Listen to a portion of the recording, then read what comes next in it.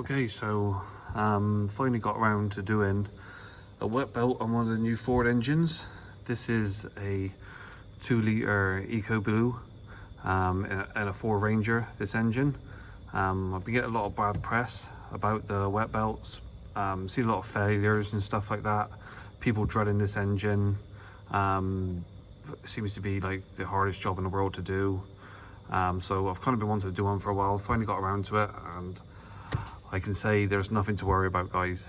There's a lot of moaning negativity about them. It's quite a straightforward job and one of the easiest belts I've ever had to change. What we're going to do is, I got a picture of it with it all stripped out. I'm not going to bother to sort of show stripping it down. I'm just going to do a video here, talk through of how to time the engine, how to get the belt off, torque settings, correct fluids to use, service intervals, and any other sort of information related to the wet belt, sort of maintenance and upkeep, tools I used. I won't be afraid of doing the job, guys. Say it's very straightforward, especially on this Ranger here. Once you get this fan cowling out of the way, take your fan out of the way, you've got how much space you have here to work on it. There's the front of the engine, there's your plate, your wet belt sits behind there. You've got a huge amount of space here to work. I've seen the ones on transits and sort of front wheel drive vehicles where you've obviously got your transverse engine. It's going to be, you know, your engine coming this way, it is a little bit tighter. You're spoiled for space on one of these Rangers. There's no reason to find the job hard at all. This all comes apart fairly easily. Kind of anyone that's got sort of a bit of basic knowledge of mechanicking, it's just nuts and bolts. You take your guide off of here, you have your alternator belts, your fan has to come off, 4 bolts on that. Then your fan pulley system comes off of it. Just get a torch in down there. You take your complete viscous hub off here. There's 4 bolts hold it on. 1 bolt there. Comes off your tensioner, everything like that. It's very straightforward. Once your viscous fan is off the front of this engine, then you're just down to your plate here, your front timing cover case. It's held on by 15 nuts and screws. Just maybe take a picture before you do take it off so you get it, put it back in the right order. If you have this model here, one thing I will say, you'll see when you take this hand hub assembly off, just below there should be a bolt in the hole, but they've not. Obviously when you put your fan hub assembly on, there's a dowel sticks out that presses against your timing cover casing and creates the seal to seal it up with. It's all very straightforward. I'm just going to show you a few bits and pieces on this one. This vehicle has 103,000 on. We decided to do the belt at this one as is the first one on our fleet to get the belt back, so we're just take it out and inspect it and see what it looks like. Depending on how far you want to go with the job, recommended to us was dropping down the sump and inspecting the oil pickup. As the wet belt wears, parts of it break off. That eventually drops down into your sump and your oil and gets sucked up. There's a strainer just up beside your sump. I'll show you that in a minute. That can get blocked up with all of the worn off bits and pieces from your wet belt, which if that blocks your sump up, it's going to starve your engine of oil. We drop the sump and we check the strainer. We actually replace the strainer doing this job. The sump is a bit fragile, so getting it off is kind of a bit of a struggle with the sealant and everything like that.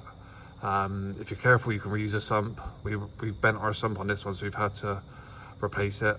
But in order to get the sump off, you are going to have to remove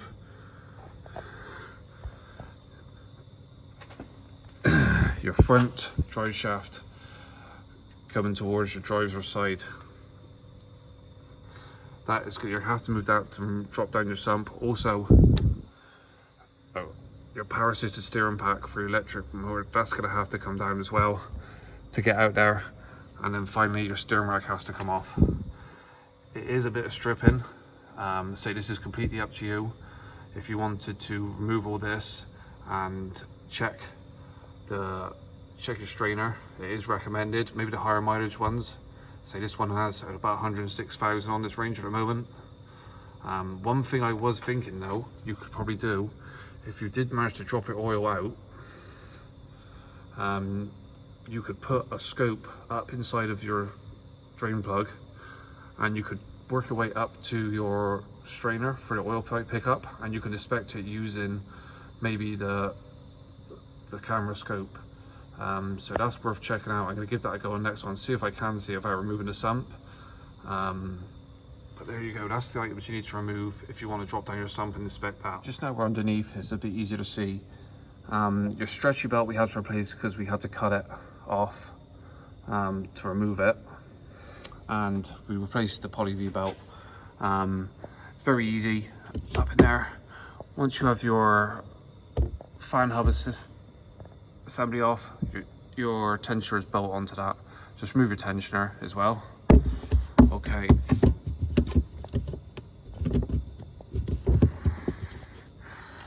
The other hard part of the job was getting the damper off the front.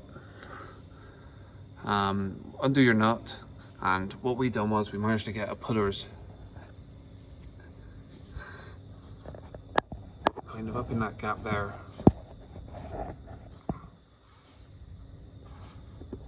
Just trying to show it there as best as possible. In this gap here, we managed to get a puller just behind that. Put the pullers on, put it on the bump front of your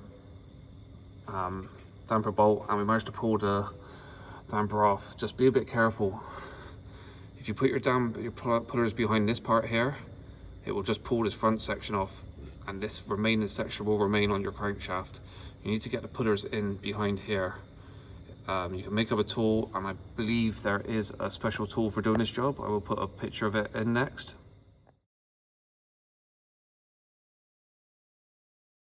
Once you have all that stripped out of the way, like we just been through, you're down to your timing case cover.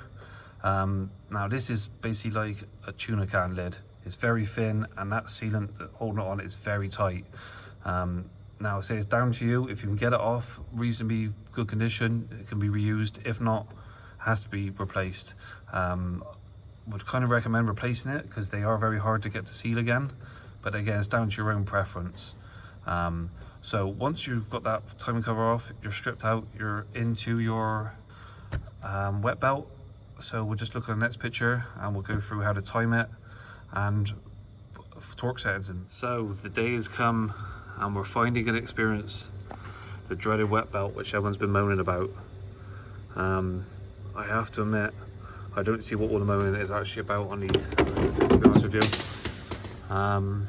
The belt itself is very simple. Okay, just going to run through the timing of the engine now once you've got your timing cover off. First of all, you need to put a socket onto your crankshaft bolt, turn your engine in a clockwise motion until both your camshaft holes line up at 12 o'clock. As you can see in this picture is better. Your holes should line up 12 o'clock, and then you can insert your 6mm drill bits or your special tools, and they should go through your camshaft sprockets and then sit into the recess in the head.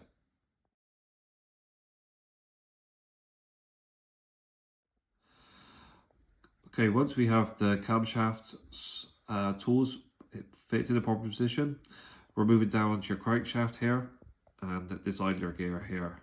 So you hopefully with your camshaft special tools in, you should be lined up fully with your time marks on your idler and your crank.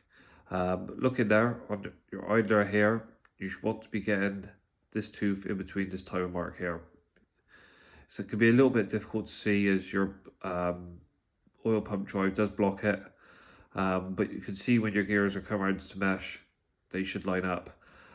If you've got this, you know you're perfect. That's TDC number 1, and your crankshaft locking tool will go into your crankshaft, sorry, and you can get your 6mm bolt into your timing case. Once you've got all that done, you're perfectly timed up and you're ready to remove your belt.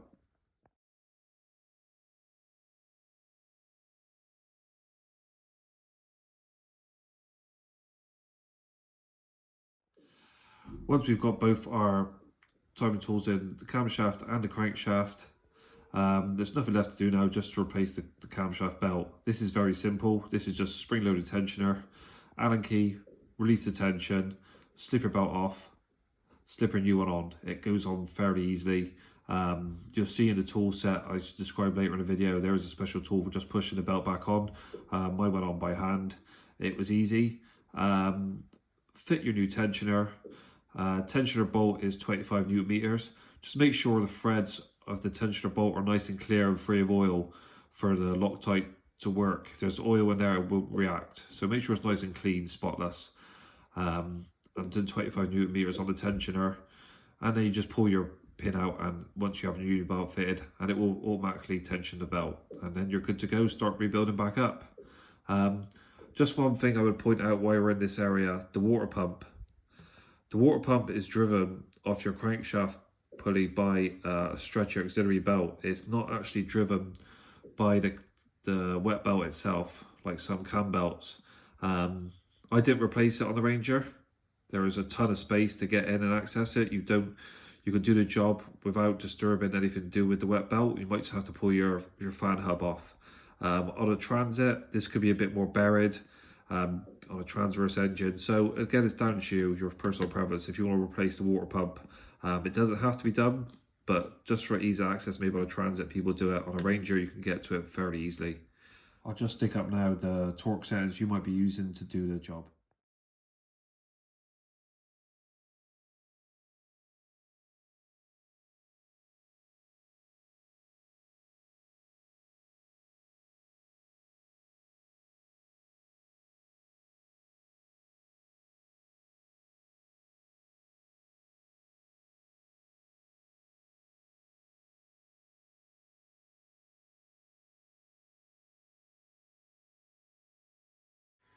Okay then, here's just everything we used to do the job, replaced.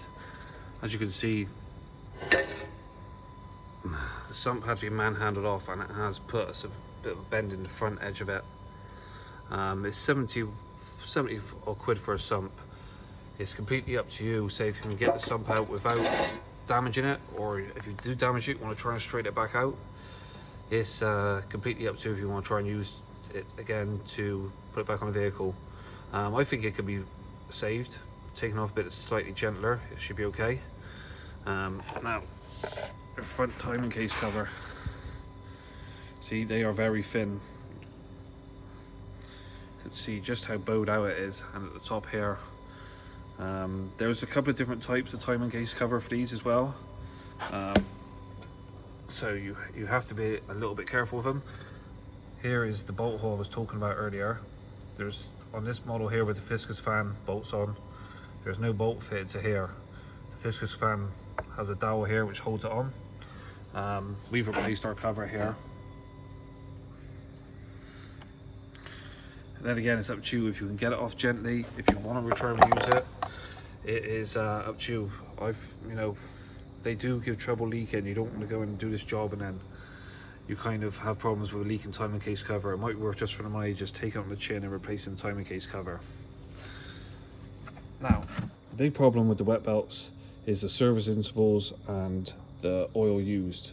You can't just go throwing any oil into these wet belts, as it will deteriorate them quicker and cause failures in your engine. The correct oil to use is a 0W30D oil, ACA C2. This meets all the Ford specifications. This is the Castrol one. It got supplied to us in the kit. You could probably find another oil, not of Castrol, but same specification. You want to be putting the correct oil in and maintaining service intervals. I was looking up the service intervals there. This Ranger is supposed to be serviced every 20,000 kilometers, and the Transit engine was every 40,000. That is a very important part of why wet belt failures. They're not getting serviced and they're not getting the correct oils put into them. So you need to keep up on that. It's very important.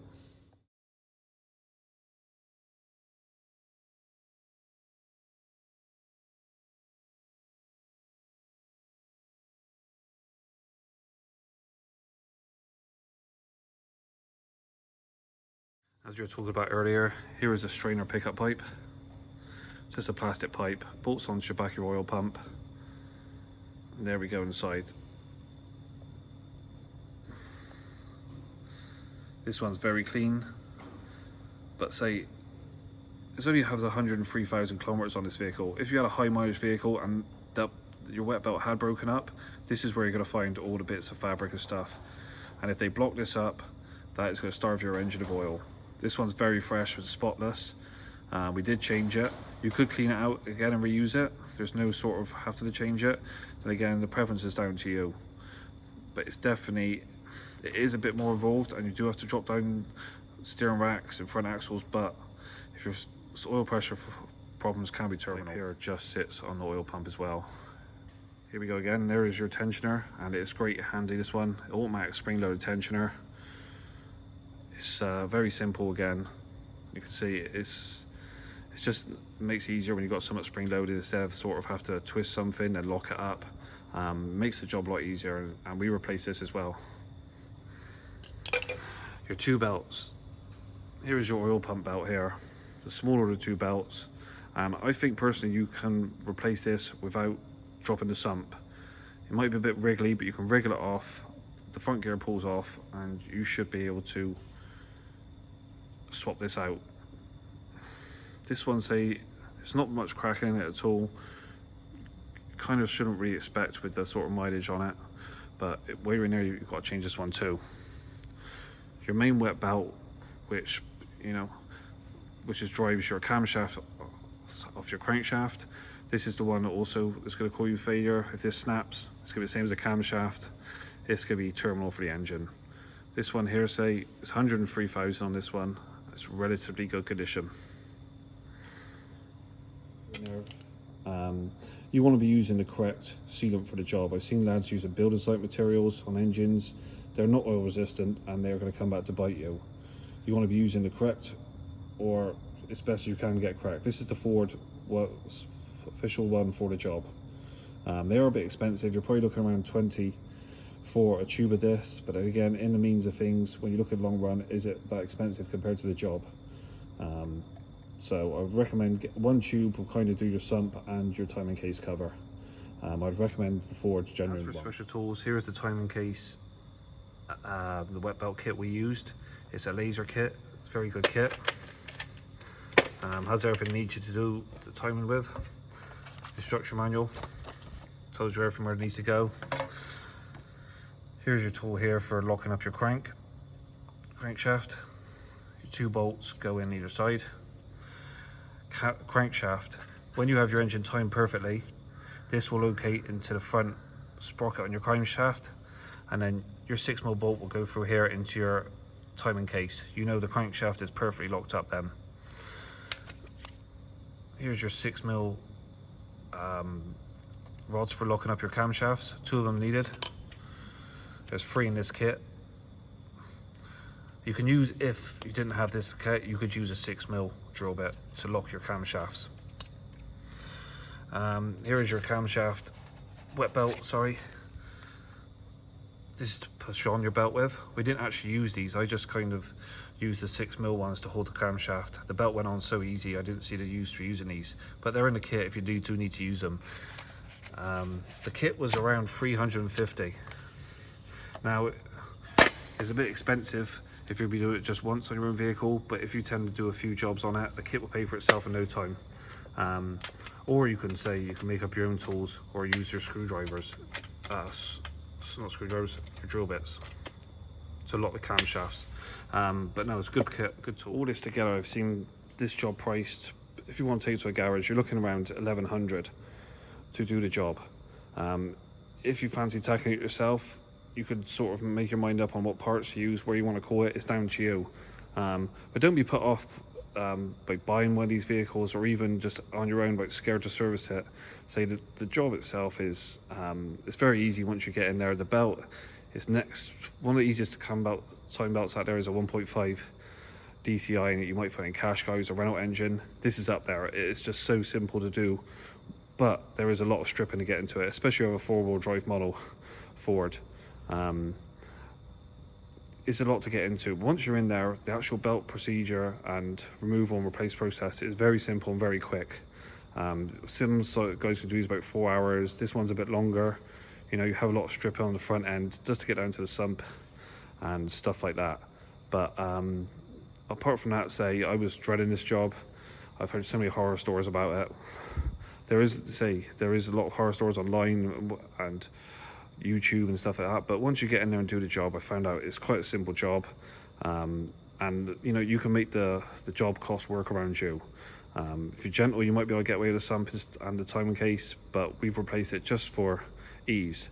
So if you want to give it a crack at your job, if you want to give it a crack yourself, guys, just, you know, jump into it.